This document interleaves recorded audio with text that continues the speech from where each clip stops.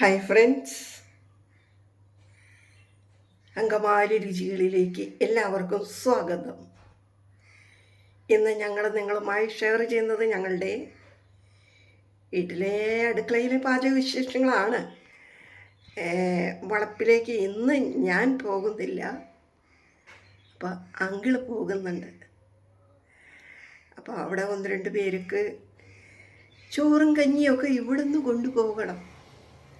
അപ്പോൾ ഇവിടുന്ന് ഞാൻ പോകാതിരിക്കേണ്ടതിന് ഒരു കാരണമുണ്ട്, അത് ഞാൻ പിന്നെ പറയും. ഇപ്പോൾ വീഡിയോയിലേക്ക് പോകുന്നതിന് മുമ്പായി ഈ ചാനൽ സബ്സ്ക്രൈബ് ചെയ്തിട്ടില്ലാത്തവർ ദയവായി സബ്സ്ക്രൈബ് ചെയ്യുക. കൂടെ താഴെ കാണുന്ന ബെല്ലൈക്കൺ കൂടെ ക്ലിക്ക് ചെയ്ത് ഓൾ എന്ന ഓപ്ഷൻ കൂടി ടച്ച് ചെയ്താൽ ഞങ്ങളിടുന്ന വീഡിയോസിൻ്റെ നോട്ടിഫിക്കേഷൻ നിങ്ങൾക്ക് അപ്പോൾ ലഭിക്കുന്നതായിരിക്കും. പോകാം വീഡിയോയിലേക്ക്. അപ്പോൾ കഞ്ഞി കയറിയും പിന്നെ ചോറിന് കൂട്ടാനും എല്ലാവരും ഇവിടെ പാകപ്പെടുത്തി കൊണ്ടുവന്നിരിക്കുക. ഇവിടെ ഇന്ന് ഞാൻ പോകാത്തത് എന്താണെന്ന് പറയട്ടെ.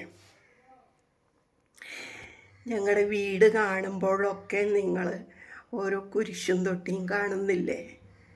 ഓക്കെ, അപ്പോൾ ഇവിടെ പെരുന്നാളാണ്. ആ കുരിശും തൊട്ടിയിൽ വർഷത്തിലൊരിക്കലാണ് അവിടെ കുർബാനയുള്ളൂ. ഇവിടെ അങ്ങനെ ഞങ്ങൾക്ക് പാടുള്ളൂ എന്നുണ്ട്. അപ്പം അതുകൊണ്ട് ശരിക്കും അത് ജനുവരി 26 റിപ്പബ്ലിക് ഡേയുടെ അന്നാണ് അത് വച്ചിരിക്കുന്നത്. കാരണം എല്ലാവർക്കും സംബന്ധിക്കാൻ വേണ്ടിയിട്ട്.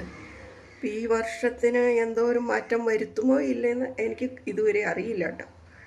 കാരണം അന്ന് ഞായറാഴ്ച ആയതുകൊണ്ട് തൊട്ട് അടുത്താണ് പള്ളിയും. അപ്പോൾ പള്ളിയിൽ കുർബാന കഴിഞ്ഞിട്ട് ഇവിടെയാണോ അതെയോ ഇനിയും ഇത് മാറ്റി വെച്ചേക്കാണോ എന്നുള്ളത് അറിയില്ല. അപ്പം ഞാൻ പറഞ്ഞു വന്നത്, അവിടെ കഴുകാനായിട്ട് മുകളിൽ നിന്ന് തുടങ്ങി കുരിശും തൊട്ടി കഴുകാനായിട്ട് ആൾക്കാർ വന്നിട്ടുണ്ട്. അപ്പോൾ ഇവിടെ നിന്നാണ് വെള്ളമെടുത്ത് കഴുകുന്നത്. അപ്പോൾ വെള്ളം തീരുമ്പോൾ ഞാൻ അടിച്ചു കൊടുക്കാൻ ഒരാളിവിടെ വേണമല്ലോ. അപ്പോൾ അത് കാരണം ഞാനിവിടെ നിൽക്കുകയാണ്. അപ്പോൾ ഞാനത് കാണിച്ചു തരാൻ അവർ തുടങ്ങിയിട്ടില്ല. അപ്പം ഞാൻ എൻ്റെ പാചകം തുടരട്ടെ കേട്ടോ. അച്ചിങ്ങപ്പയർ ഒലത്താൻ വേണ്ടിയിട്ട് ഉള്ളി, ചുമന്നുള്ളി, വെളുത്തുള്ളി, മുളക് പൊടി, കറിവേപ്പില ഇട്ട് ഞാൻ വെളിച്ചെണ്ണയിൽ വഴറ്റിക്കൊണ്ടിരിക്കുകയാണ്. ഇടാറായി. അപ്പോൾ തോരൻ ഇവിടെ റെഡിയായി. ഇത് മാത്രം മതി കഞ്ഞി കുടിക്കാൻ. ഒരു ചമ്മന്തി കൂടി ഉണ്ടെങ്കിൽ നന്നായിട്ട്, അല്ലെങ്കിൽ ഒരു പപ്പടം, അല്ലെങ്കിൽ ഒരടക്കമീൻ, വേറെ ഒന്നും വേണ്ട. വയറ് നിറച്ച് കഞ്ഞി കുടിക്കും. വഴുതനങ്ങ കൊണ്ട് ഒരു കറി ഉണ്ടാക്കാണ്. വഴുതനങ്ങയുടെ കൂടെ സവാള, തക്കാളിയൊക്കെ ചേർക്കുന്നുണ്ട് കേട്ടോ. അപ്പോൾ വഴുതനങ്ങ ഇതുപോലെ അരിഞ്ഞ് വെച്ചിട്ടുണ്ട്. അപ്പോൾ ഞാൻ ചട്ടി അടപ്പത്ത് വെച്ചിട്ടുണ്ട്. നമുക്ക് ഇതങ്ങോട്ട് തുടങ്ങാം. വഴുതനങ്ങ ഒന്ന് വഴറ്റിയെടുക്കുകയാണ് ഞാൻ. 1 ടേബിൾ സ്പൂണ് വെളിച്ചെണ്ണ ഞാൻ ഒഴിച്ചിട്ടുണ്ട്. അതിൻ്റെ തൊണ്ടൊക്കെ ഒന്ന് വാടി കഴിഞ്ഞ് കഴിയുമ്പോൾ നമുക്കിത് മാറ്റിയിട്ട് സവാള ഇട്ട് കൊടുക്കാം.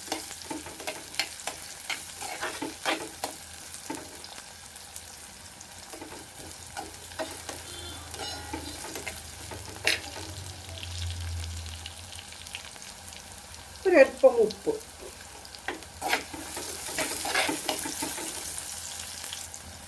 അത് വാങ്ങിയെടുക്കാം. കടുകിട്ട് പൊട്ടിച്ചു. 2 ഉള്ളി ഇടുകയാണ്.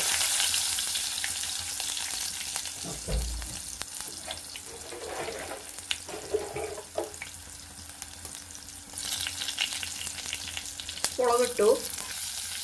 അത് കോരി മാറ്റിയിട്ട് ഞാൻ സവാളയിട്ട് വഴറ്റുകയാണ്. വെളിച്ചെണ്ണ കുറച്ച് ഉപയോഗിക്കാൻ വേണ്ടിയിട്ട് ഇവരെയൊക്കെ ചെയ്യില്ല.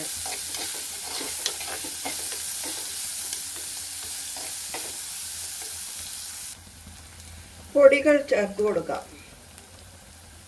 മല്ലിപ്പൊടി, മഞ്ഞൾപ്പൊടി, മുളക് പൊടി, ഇച്ചിരി മസാല പൊടി ഇടണ്ട കേട്ടോ. തക്കാളി അരച്ചെടുത്തേക്കാണ്. 2 ചെറിയ തക്കാളി അരച്ചതാണ്. അതിൻ്റെ ആ പച്ച രുചിയൊക്കെ ഒന്ന് പോകുന്നത് വരെ നമുക്ക് വഴറ്റണം.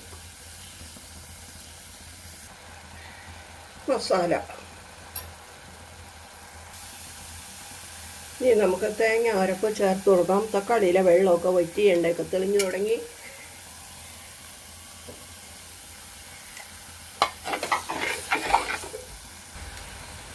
ഉപ്പ് ആവശ്യത്തിന്, ഗ്രേവിക്ക് ആവശ്യമുള്ള ഉപ്പ്. ഇനി ചൂട് വെള്ളം ഉണ്ടോ ഞാൻ ഒഴിക്കാൻ പോകും. പച്ചവെള്ളം ഒഴിച്ചാലും കുഴപ്പമൊന്നുമില്ല, പക്ഷേ ഇത്തിരി നല്ലത് ചൂടുവെള്ളമാണ്. ഒരല്പം പുളി പിഴിഞ്ഞ് ഒഴിക്കുന്നുണ്ട്. പുളി ഒഴിച്ചു, അത് ഞാൻ വീഡിയോയിൽ കാണിച്ചില്ലെന്ന് എനിക്ക് തോന്നുന്നു.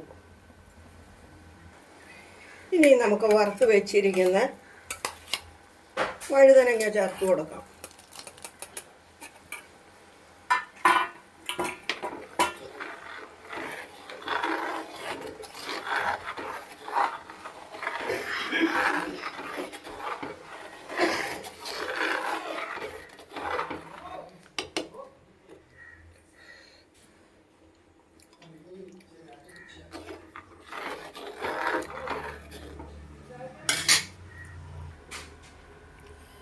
അപ്പം നമ്മുടെ വഴുതനങ്ങ കറി റെഡിയായി.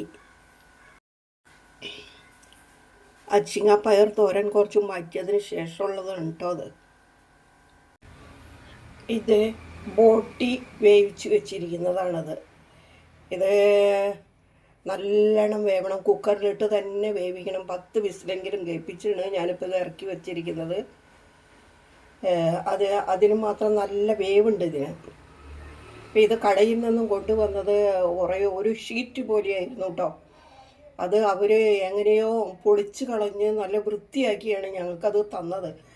അത് ഇവിടെ കൊണ്ടുവന്നപ്പോൾ ഞാൻ തിളച്ച വെള്ളത്തിൽ ഇട്ട് ആ വെള്ളത്തിൽ നിന്ന് ചൂടാറിയതിന് ശേഷം എടുത്ത് അതിൻ്റെ എല്ലാ അഴുക്കും കളഞ്ഞ് ബലമുള്ള സംഭവങ്ങളൊക്കെ പൊളിച്ച് മാറ്റിയതിന് ശേഷം ഉള്ളിലെ മാർദ്ദവമായ സംഭവം മാത്രമാണ് ഞാൻ എടുത്ത് മുറിച്ച് ഇത് വേവിച്ചേക്കണത്. വേവിച്ച് ഇപ്പോൾ വേറെ കാര്യമായിട്ടൊന്നും ചേർത്തിട്ടില്ല. കുറച്ച് കറിവേപ്പില ഇട്ട്, കുറച്ച് പച്ചക്കുരുമുളക് ഇട്ടു, മഞ്ഞൾപ്പൊടി, ഉപ്പ്, ഇത്രയും മാത്രം ഇട്ടാണ് ഞാനത് വെള്ളമൊന്നും ഒഴിക്കാതെ അത് വേവിച്ചത്. വെള്ളം തന്നെ കക്കി വരും അതിൽ, നമുക്ക് വെള്ളമായിട്ട് തന്നെ വരും അത്.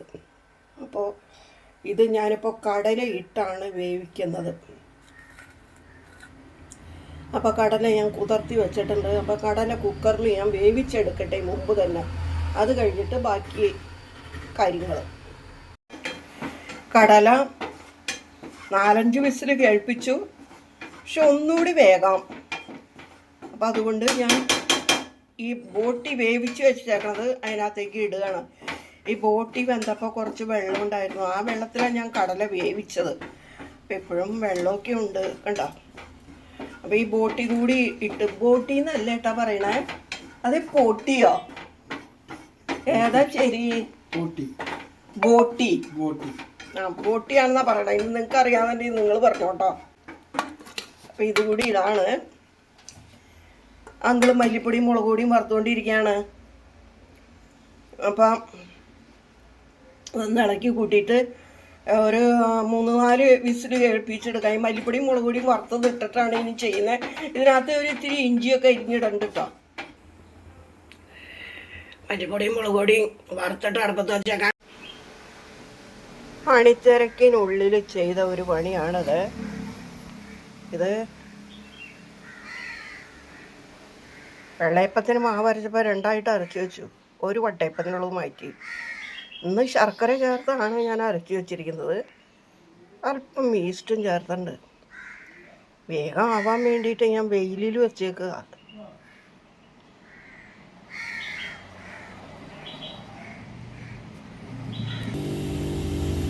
ഇത് വെള്ളയപ്പത്തിന് ഞാൻ ഇടയ്ക്ക് പറഞ്ഞില്ലേ, ഞങ്ങളുടെ വീടിനോട് ചേർന്ന് ഇന്നവിടെ കഴുകുകയാണ്, പെരുന്നാളാണെന്നൊക്കെ.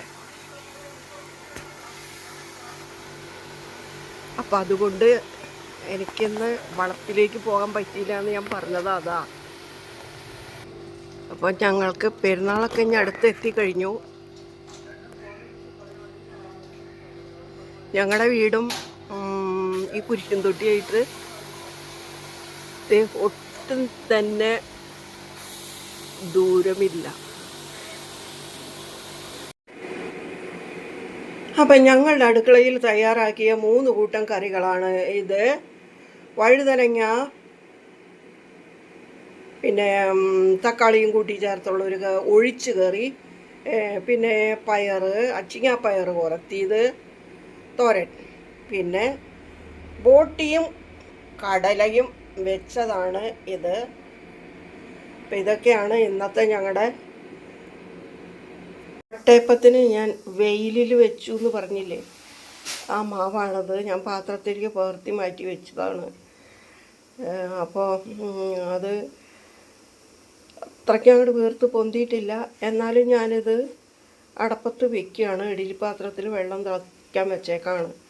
അപ്പോൾ അതിലേക്ക് വെച്ചത് വേവിച്ചെടുക്കുകയാണ്. അപ്പോൾ ഞാനിത് ഇതിനകത്ത് ഇടാനിരുന്നതല്ല, എങ്കിലും ഇത് വെന്ത് വരട്ടെ, എങ്ങനെയുണ്ടെന്ന് നോക്കട്ടെ. അപ്പോൾ ഇന്നൊരു കുട്ടി വട്ടയപ്പത്തിൻ്റെ റെസിപ്പി ഇടാമോ എന്ന് ചോദിക്കുകയും ചെയ്തു. ഇനിയും ചിലപ്പോൾ അടുത്തെങ്കിലും ചിലപ്പോൾ വട്ടയപ്പം ഉണ്ടാക്കിയെന്ന് വരില്ല. അപ്പോൾ പിന്നെ ഇത് നന്നാവാണെങ്കിൽ അങ്ങോട്ട് ഇടാലോ എന്ന് എഴുതിയാണ് ഞാനിപ്പോൾ ഇത് പറയുകയാണ് കേട്ടോ. ഇന്ന് ഇടാനുള്ള വീഡിയോ എഡിറ്റ് ചെയ്ത് വെച്ചു ഞാൻ. അപ്പോൾ ഇത് ശരിയാവുകയാണെങ്കിൽ കൂട്ടത്തേക്കിടെ ഇതുകൂടെ എഡിറ്റ് ചെയ്ത് ഇടാം. 2 സൈസിലാണല്ലോ ഞാൻ വെച്ചിരുന്നത്. ആ മാവ് വീർത്തിട്ടുണ്ട്. നമ്മുടെ അപ്പത്തിന് മാവ് കുഴച്ച് വെച്ചുകൊണ്ട് ഒട്ടയപ്പം കൂടി ഉണ്ടാക്കി, ശർക്കര കൊണ്ട് ഉണ്ടാക്കിയത്, അതുകൊണ്ടാണ് ആ കളറ്. അപ്പോൾ ഇത് ചുട്ട് ഇത് പുഴുങ്ങി 2 മണിക്കൂർ കഴിഞ്ഞ് ഇപ്പോഴാണ് ഞാൻ ഇത് ഉണ്ടാക്കിയത്. അതുകൊണ്ട് തന്നെ അത് നല്ല ഒരു ഇതായി, നല്ലോണം ഓട്ടയൊക്കെ ആയിട്ട് നല്ല പൂ പോലെ ഇതായി. ഇത് ഇത്തിരി വീർക്കൽ കുറവുണ്ട്, എന്നാലും നമുക്ക് തിന്നണതിന് കുഴപ്പമൊന്നുമില്ല, പശ്മയൊക്കെ ഉണ്ട്.